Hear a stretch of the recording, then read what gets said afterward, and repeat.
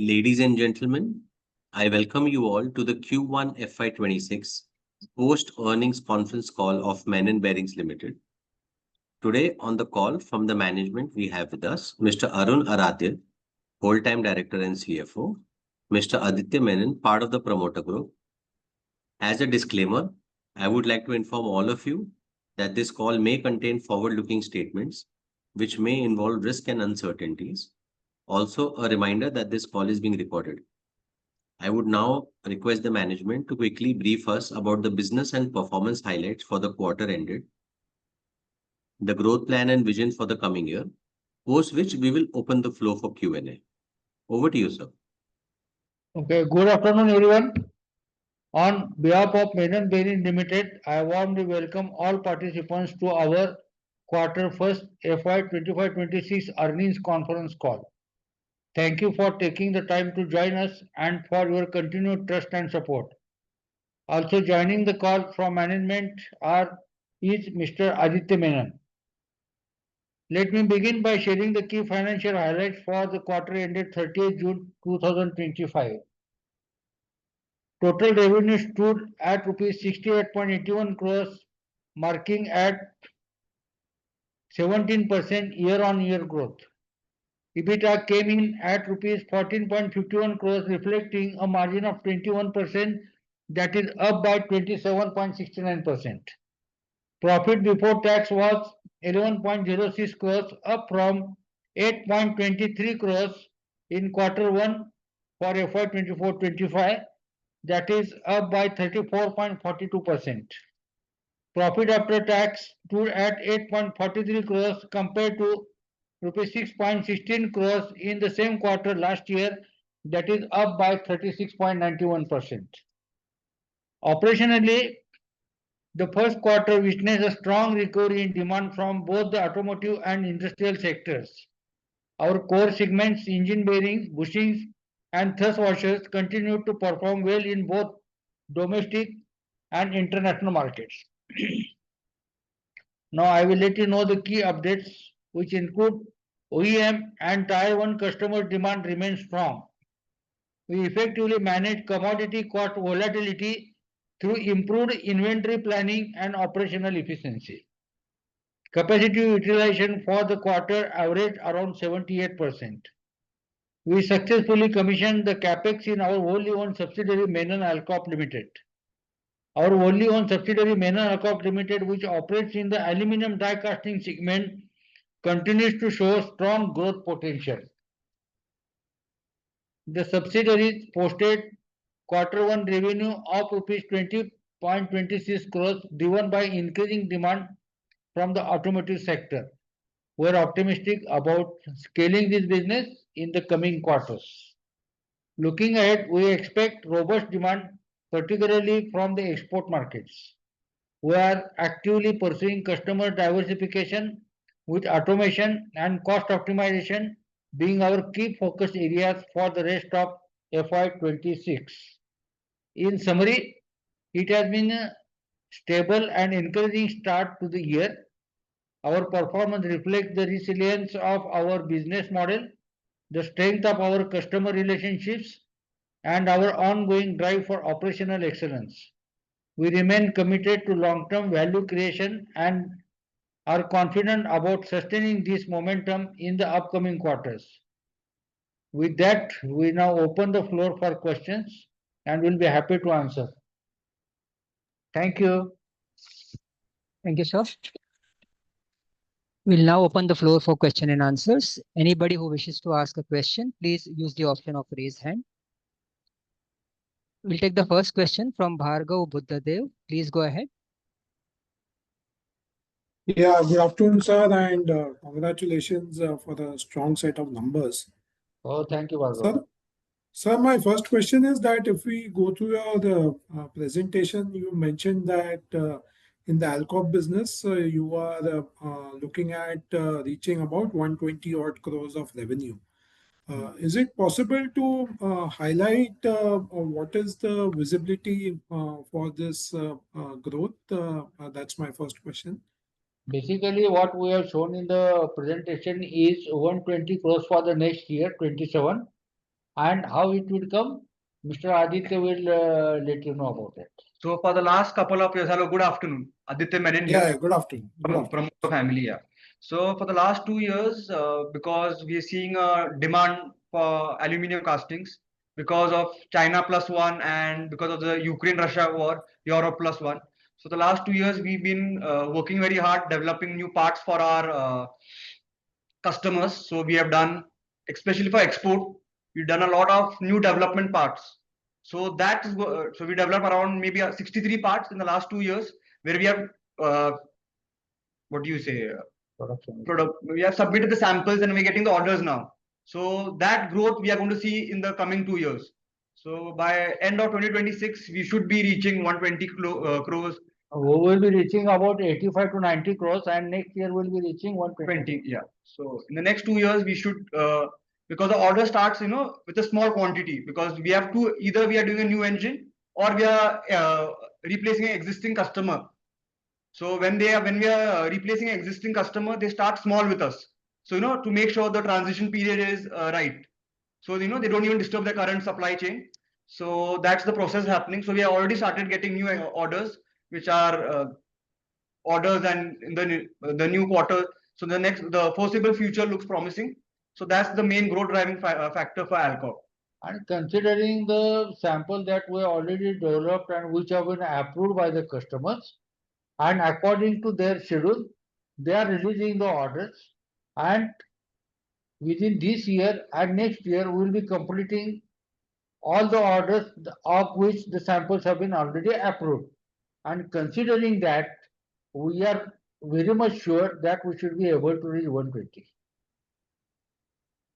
Secondly, sir, in the brakes division, you've guided for the reaching 100 odd crores. So my question is that is it subject to the railway approval that we are seeking, or it is irrespective of the railway's approval?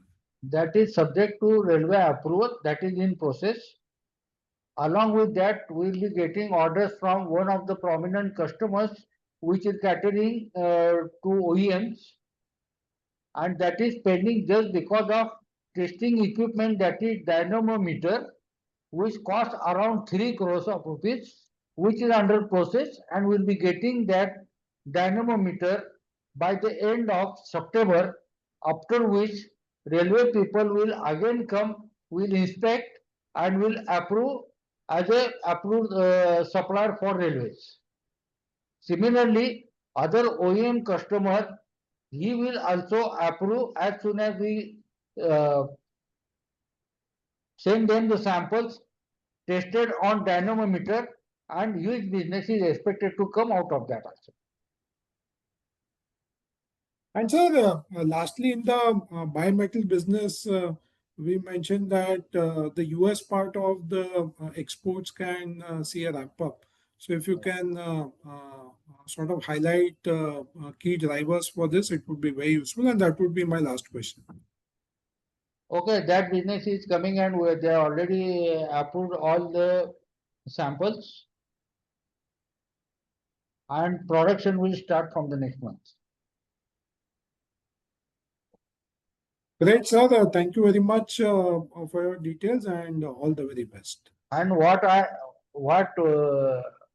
the order that we are getting from that customer is around 30 crores per year. Okay, great. Thank you. Thank you. Bhargav. We'll take the next question from Arnav Sahuja. Please go ahead.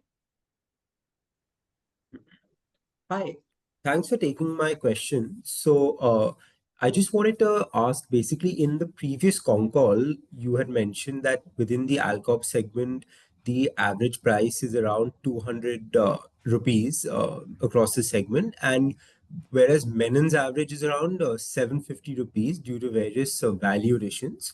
So I just wanted to get a bit more of an understanding on this. Is this realization sustainable, or are there any risks to the realization falling in the future? We have been sustaining this kind of realization per kg for last so many years, and just because the items which we are selecting and accepting for production are very, very critical, which nobody easily can produce in their machine shops or their production facilities. That is the only reason why our realization rate is higher as compared to others.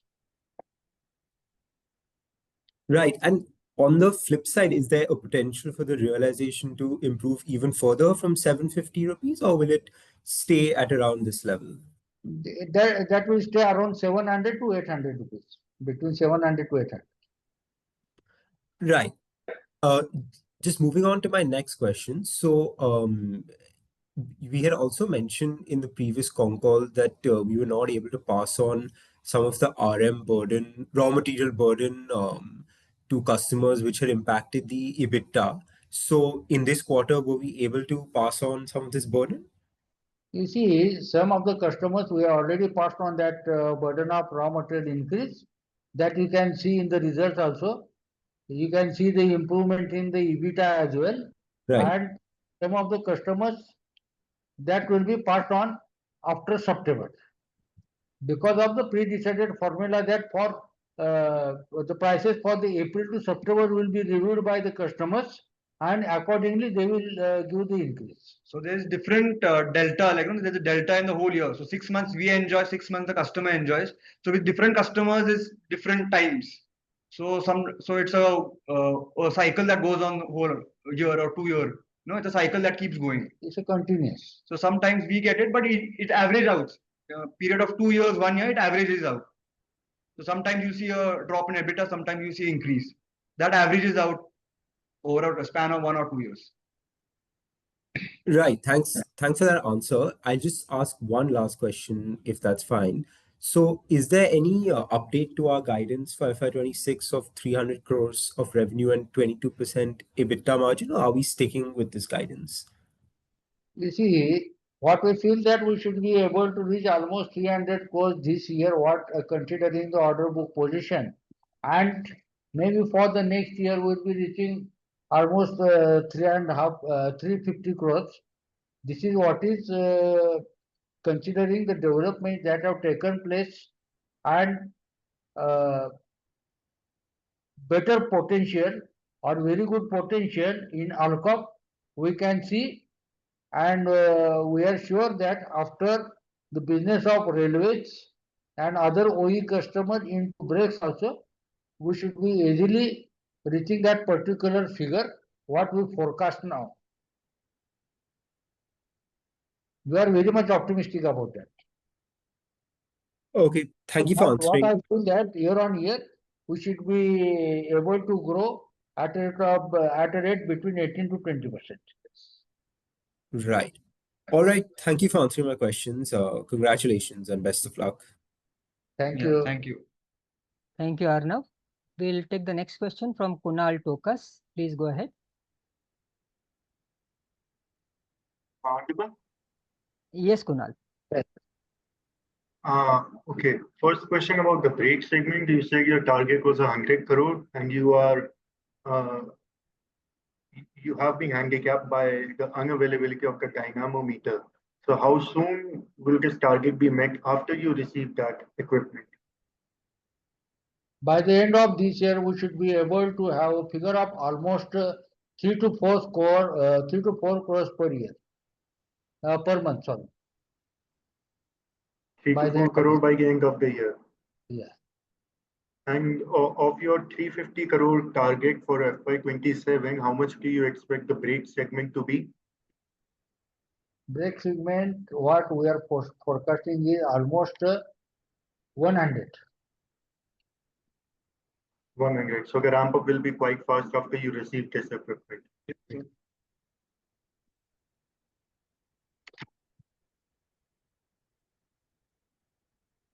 100, right?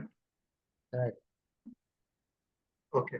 And of the current order book position that you mentioned in the PPT of 90 crore rupees, how does that break up between bimetal and alcohol?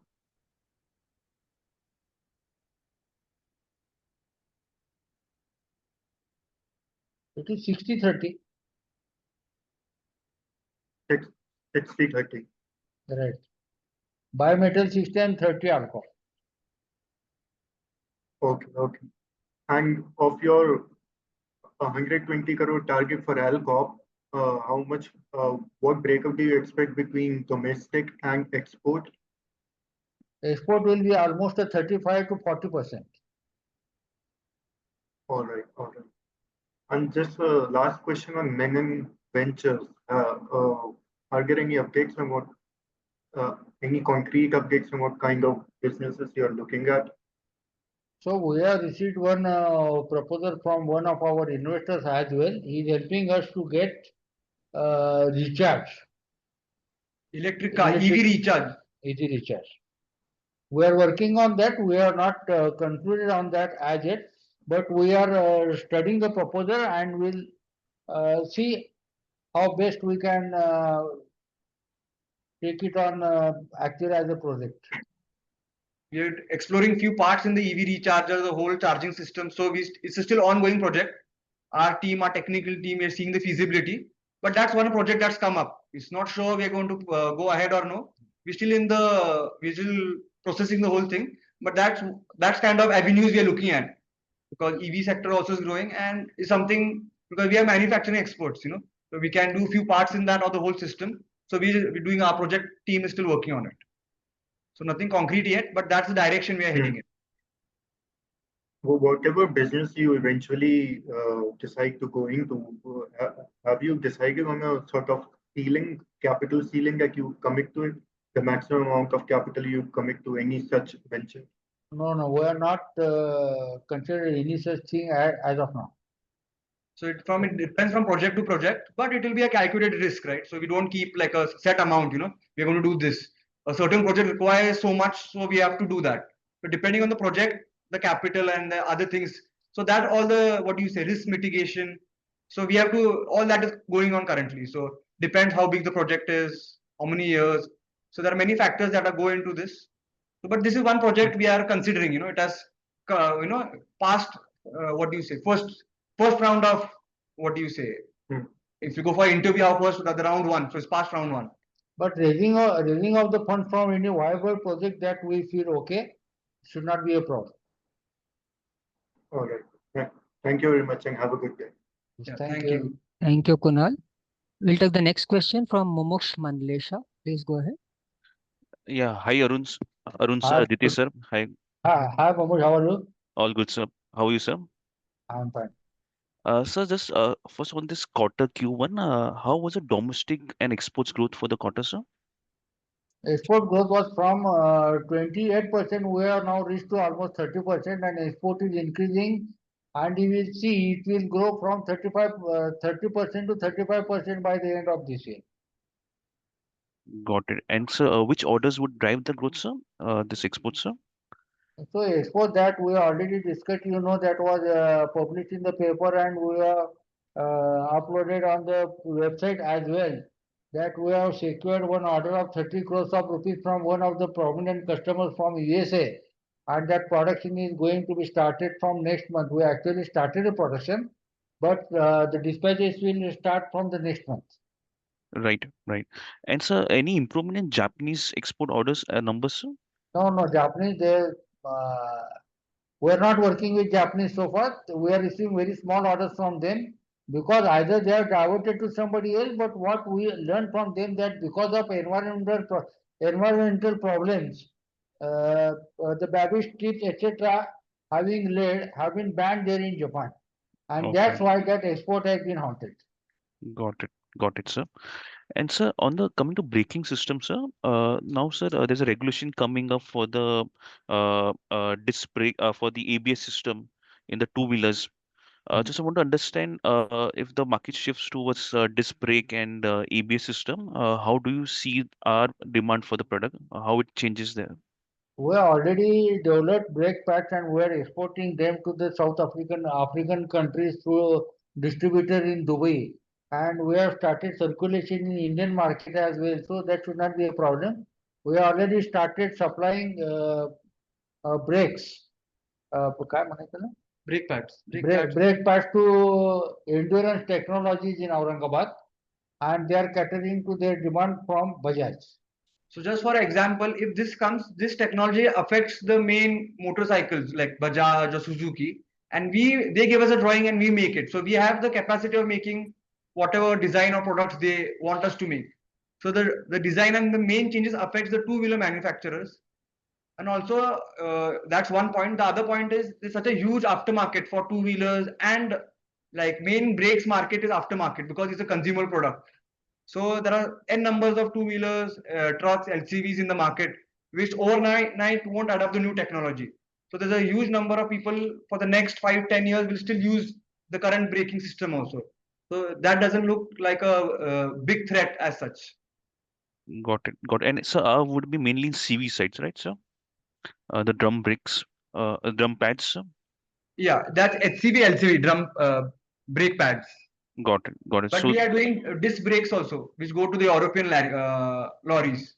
So, okay. like Mr. Aradhe said, we are already what do you say, merchant exporting to Dubai, which use like for Volvo, Scania. So European lorries, what they require, we are already for the aftermarket, we are giving it to Asian and Middle Eastern countries.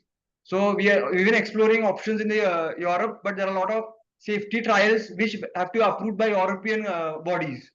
So that is very cost effective and time consuming. So in the future, we are trying to explore that as well. But currently, we want to do brake pads, disc brakes for Indian lorries and HCV, LCV systems. Got it, sir. And great results, sir. Thank you so much for the opportunity. Yes, Thank you. thank you. Thank you, Mumuksh. We'll take the next question from Piyush Patel. Please go ahead. Hello, sir. Thank you for the opportunity. Sir, what is the segment-wise margin and segment-wise revenue potential for the company? You see, if you are talking about EBITDA margins, for bimetal, it is more than 21%. For aluminum, that is alcohol, it is 23% plus. And for brakes, it is 12% plus. Okay, and what is the revenue potential from the EV and railway segments? Even railway segment, that is almost uh, 4 crores per month. Okay, and about railway? That is put together, Both OEM and railways. Okay, and is the company planning to enter any new segments? No, that is we are already entered into two-wheeler. HCV is already there. And For aluminum, we have done EV. We're doing some parts for Taco for the new curve. So we're doing some electric aluminum castings for them. So we're doing some aluminum casting for Eaton transmission that goes in Porsche. We're doing some aluminum castings for concentric that goes to Tesla. So we have entered the EV segment also because that keeps us ahead of technology. The wall thickness, the castings are more like someone asked why value addition. So when you do more critical parts, you also know what's happening in the industry. So you keep up with the industrial norms, the latest technology. And at the same time, when you keep up with the latest technology and doing more critical parts, no competitor can easily replace you. That's why we always aim at a higher realization rate. That's one of the things when someone asked us why realization was important to us. So this was the reason for realization also. Yeah, and when do you see the brake lining and brake shoe segment picking up since growth is looking flat for last few quarters? as we already told that as soon as we receive a dynamometer, that is a testing equipment, will be receiving by the end of September. After that, railway people and OEM people will come and inspect and will give a certification and will start the business with them.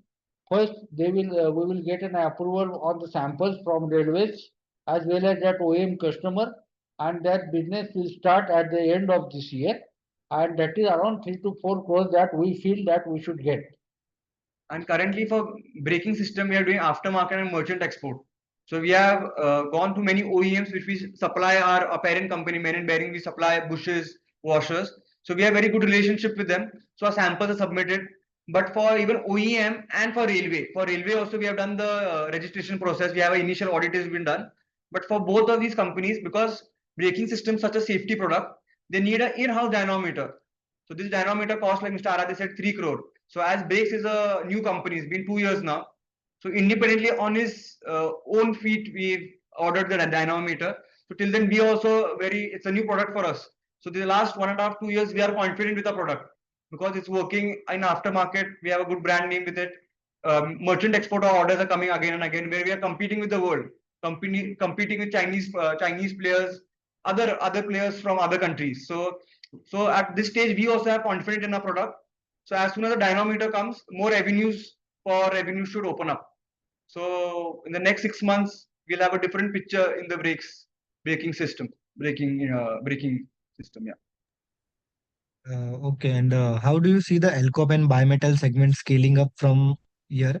Since for last 2 quarters we have good revival in growth rates, and what is driving this revival? You see, for this year, bimetal will grow at a rate of 16 to 17%, and aluminum division Alcop at the rate of 25%. The main growth is new development because, like I told you, global leaders are shifting from China plus one to India policy, plus Europe is shifting to India. So, which company have good quality, good brand name, who are doing more critical parts? We have been, what do you say, getting a lot of RFQs, a lot of inquiries. So, this is driving growth. And for Alcop, we have developed around 53 parts in the last year. We have submitted them. So now, as the part is submitted, it's in testing at the customer end in the new engines or in the it's getting replaced. So as soon as the trial is successful, the start of business starts. So the growth is on that. So in the next 2 years, like Mr. Arade said, we'll reach the numbers which we are positive, which we are very confident about. So this is all guarantee growth because we have submitted the samples. So as soon as they pass the trials and their production starts, all our customer production starts, we shall start seeing growth, a better growth than this year. Yeah. Okay, sir. Thank you. All the best for the future quarters. Yes, thank you. Thank you. Thank you, Piyush. We'll take the next question from Harshil Shah. Please go ahead. Yeah, sir. Thank you for the opportunity. Sir, is the company planning any joint ventures, acquisitions, or vertical backward or forward integration? Not really as of now. We have Okay. received one proposal from Chinese company, but due to diplomatic relations that we have or we are having with the Chinese counterpart,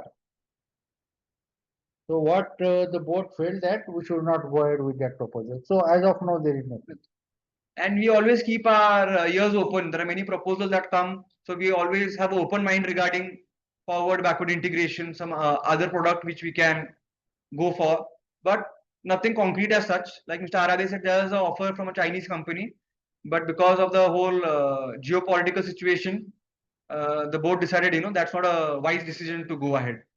Apart from that, we already told you that so far as electric vehicle charging is concerned, We are exploring that. We are exploring that proposal. Okay, got it, sir. So, what are the capacity and capacity utilization rates of new and existing plants? Capacity utilization as such, we are having 5 crores of parts components per year in bimetal division, and capacity utilization is 78%. Similarly, in Alcop aluminum division, we are having a capacity of melting 1,440 tons, whereas the utilization is almost 60%. So brakes, that is 1,10,000 parts or brake lining per year, and where utilization is 40%.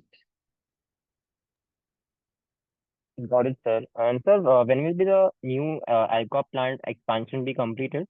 It's actually already completed. We have already started shifting the machine. The new plant is getting commissioned. So now I think by the next month we'll have the whole plant ready. Already have the plant because it's machine shifting is happening from one plant to another. But you can say the electric commissioning over the OCs being got. So it's already operational. We're already using the new plant. So you are all requested to visit that plant next month. Sure, sir. And sir, post completion, where does it take the capacity of Alcop division, and what sectors are we targeting with this expansion? You see, we are already having a melting capacity of 1,440 tons, which is more than enough. But at the same time, when there are orders from various customers and RFP that we are receiving and considering the order that those will be productionized over a period of 2 years, we only have to add certain machines, CNC, VMCs, etc. That is the only issue, and we are going to add those machines as and when those are required. And like if you are asking which customers, what is this? Currently we have around 50 customers, OEMs. So we are preferred customer, like preferred supplier for them. For the past so many years, we are in tier one. Our customers rate us. It's like a exam, quality on time. There's PPM. There are so many different matrices they judge on us, judge us. So we are tier A supplier. So these customers, only because of our performance, we get new orders from them, and we've developed around 55 new different parts in automotive, engine, oil pipe, gas line, all these different sectors, EV now. So these are the different sectors which we are already present in, but we are doing more variety of parts in the sectors in aluminium. So that's where we are driving our growth from. Okay, sir. Thank you and all the best for coming quarter. Yeah, thank you. Thank you, Harshil. We'll take the next question from Himanshu Upadhyay. Please go ahead. Yeah, hi, good afternoon. Hi, Himanshu, how are you? I am fine, sir. So one question was in the brakes business now, where the aftermarket is quite large, okay? And we have been, or we started with aftermarkets business, and domestic, if we still see for the quarter, it is less than 1 crore, okay? So, and initial thought was that aftermarket can be a sizable business over a period of time. So why is that business still or has not catch up that what we initially expected? Okay, and what Yeah. are we doing to get the growth what we were estimating in the aftermarkets when we initially entered this business? You see, to initially enter into the market and create our brand image so far as brake lining is concerned, we entered into aftermarket, where there is a steep competition from Rane, Sundaram, etc. As firstly, there is steep competition so far as rates are concerned, and the settled market of all these people having very good reputation also. We should admit that, considering that we are focusing more and more on railways and OEM and exports, merchant exports, what we feel. And gradually, we are increasing our presence into the aftermarket as well. And we are yet to cover all the territories of India. Some of the territories have remained to be Untapped. Still untapped. We are tapping them, and eventually we will be reaching the target that we are having in our mind. And aftermarket, we are focusing. We are working on our aftermarket team, a marketing team. And like Mr. Aradhe said, we actually have a lot of orders also from aftermarket. But what is happening, as it is only aftermarket focus, money recovery and all is it's a operational issue. So we are strengthening our team, working on a more robust business model. So that also should come in track in coming time.